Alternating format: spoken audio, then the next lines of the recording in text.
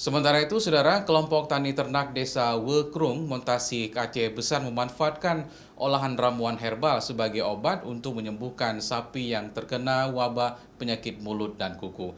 Setelah pemberian obat herbal selama 2 pekan, terbukti sapi sudah bisa beraktivitas dan siap untuk mendapatkan surat keterangan kesehatan hewan dari pemerintah setempat. Sejak 2 bulan terakhir, wabah penyakit mulut dan kuku menyerang sapi di kawasan Aceh Besar.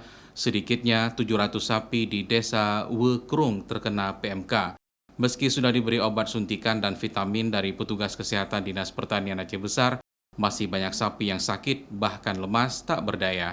Untuk mengatasi persoalan itu, kelompok tani ternak desa Wekrung, Montasik, Aceh Besar mengolah sejumlah ramuan herbal seperti telur bebek, kunyit, manisan tebu, jeruk purut, daun pacar, dan kapas, serta daun herbal penurun demam lainnya. Dijadikan obat untuk sapi yang tidak bisa bergerak normal dan tidak nafsu makan.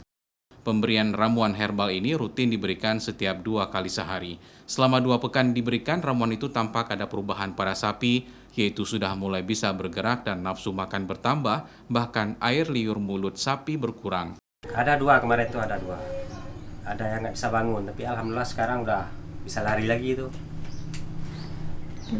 Kita kasih obat ini kan, udah 2 minggu lebih nih kita kasih obat ini. Pagi sekali, malam sekali. Konsultasi sama dokternya lagi, karena orang yang mau beli itu kan harus ada dokternya sehat apa enggak kayak gitu. Nah, misalnya ada saksi bukti lah kayak gitu kan. Hanya meningkat kali ini, udah bisa jalan lagi. Kemarin tuh memang nggak bisa jalan, sapinya tidur aja. Nggak bisa makan, Nggak bisa makan. Ini udah nafsu makannya udah kuat ya. Ini udah makan semua sapinya.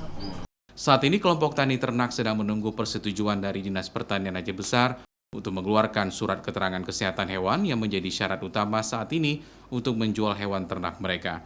Menurut peternak, ke-10 sapi mereka sudah ada yang memesan untuk kebutuhan kurban, tinggal menunggu SKKH dikeluarkan oleh pemerintah setempat. Nova Misdayanti, Kompas TV, Aceh Besar.